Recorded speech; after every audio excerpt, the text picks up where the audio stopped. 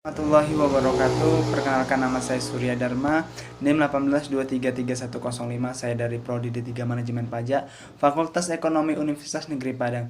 Baik, di video kali ini saya akan menjelaskan tentang budaya dan etika dalam perusahaan yang terbagi menjadi 4 subbagian. Yang pertama itu tentang budaya dan etika dalam perusahaan, yang kedua tentang pengaruh etika terhadap budaya perusahaan, yang ketiga tentang etika organisasi, yang keempat tentang contoh kasus dalam etika bisnis. Langsung saja saya akan menjelaskan yang pertama itu tentang budaya dan etika dalam perusahaan. Yang pertama, sebelum masuk ke materinya, saya akan menjelaskan tentang pengertian budaya perusahaan.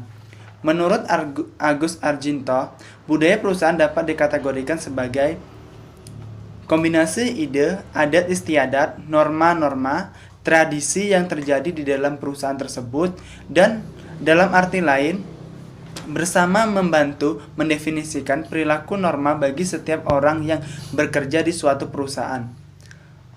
Jadi, dengan bahasa yang sederhana, budaya perusahaan dapat kita simpulkan yaitu penerapan nilai-nilai yang telah menjadi kebiasaan yang baik dalam perusahaan. Misalnya, bagaimana seorang teller di suatu bank memberikan pelayanan yang baik kepada nasabahnya.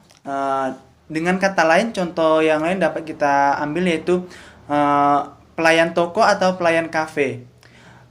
Seorang pelayan kafe atau pelayan toko harus mempunyai sifat yang ramah tamah, mudah senyum, tidak sombong dalam melayani pelanggan-pelanggannya atau dalam melayani pengunjung yang datang di toko tersebut.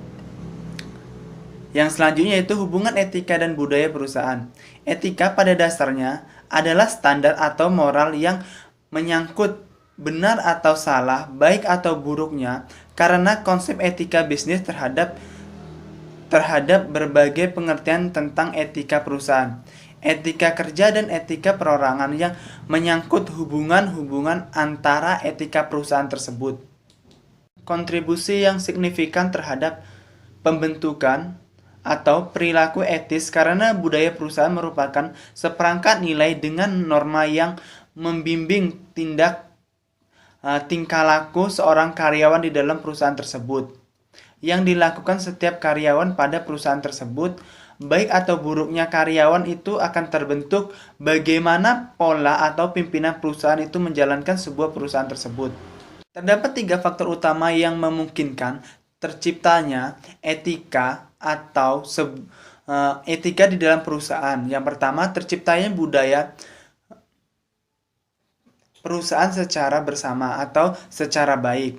Yang kedua itu terbangunnya suatu kondisi organisasi budaya saling percaya antara sesama anggota atau sesama karyawan, antara pimpinan dengan karyawannya mempunyai rasa percaya. Yang selanjutnya itu terbentuknya manajemen hubungan antara sesama pegawai dengan perusahaan tersebut. Yang selanjutnya adalah pengaruh etika terhadap budaya perusahaan.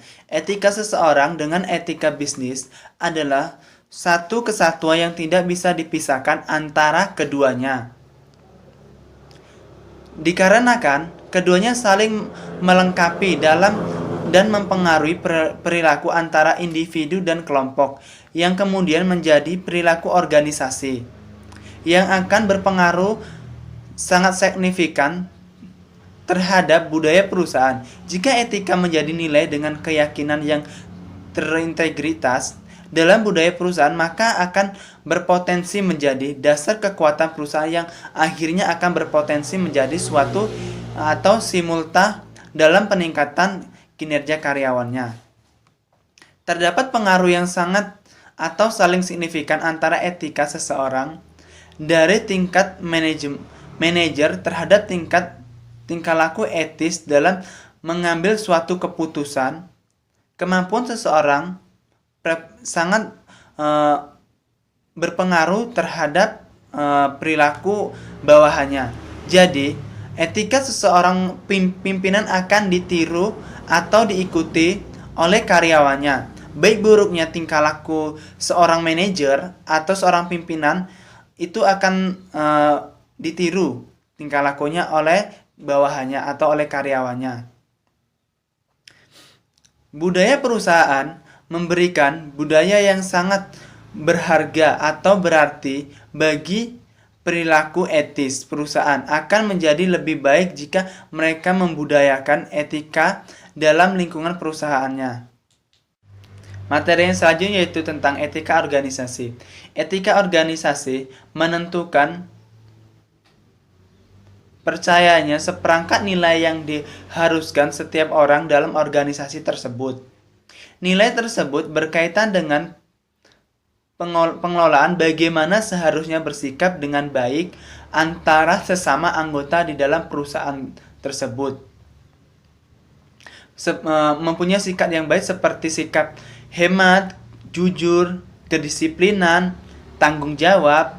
Seperangkat nilai-nilai tersebut dijadikan acuan dalam dan dianggap sebagai prinsip-prinsip etis di dalam sebuah organisasi atau nilai moral. Dalam kehidupan organisasi terdapat berbagai permasalahan yang pemecahannya mengandung implikasi atau moral etika.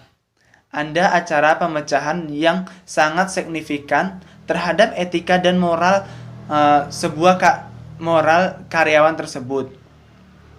Akan tetapi ada juga yang secara moral dan etik dapat diterima oleh sebuah perusahaan tersebut.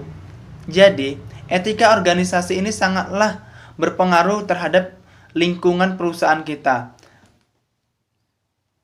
Selanjutnya, saya akan membahas tentang contoh kasus. Contoh kasus ini saya ambil dari PT Freeport Indonesia yang berada di Indonesia. Di sini tidak saya jelaskan secara gamblang atau secara jelasnya. Akan saya tampilkan di layar monitor tersebut bagaimana dan seperti apa gambaran-gambaran kasus tersebut.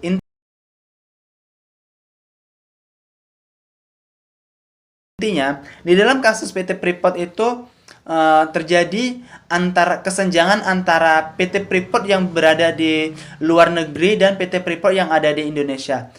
Kasus kesenjangan ini yaitu terjadi antara gaji yang diberikan oleh PT Freeport di negara lain atau di luar negeri dengan gaji yang diberikan oleh PT Freeport yang berada di dalam Indonesia. Jadi di situ nampak jelas perbedaannya atau kasus etika yang tidak baik sistem manajemennya sehingga terdapat perbedaan yang sangat jelas. Dan pihak karyawan PT Freeport sampai mengadakan mogok kerja beberapa waktu dan telah didiskusikan oleh pihak manajer dan belum juga mendapatkan titik terang bagaimana selanjutnya yang harus diambil atau langkah-langkah apa yang harus diambil oleh PT Freeport yang berada di dalam Indonesia, tepatnya di daerah Papua. Sekian penjelasan materi dari pertemuan hari ini, yaitu tentang budaya dan etika dalam perusahaan. Banyak kurangnya saya mohon maaf kepada Ibu Cici Adriani, SEMM, selaku dosen pengampu serta pembimbing dalam mata kuliah etika perpajakan ini. Saya akhiri, wabillahi taufik walhidayah, wassalamualaikum warahmatullahi wabarakatuh.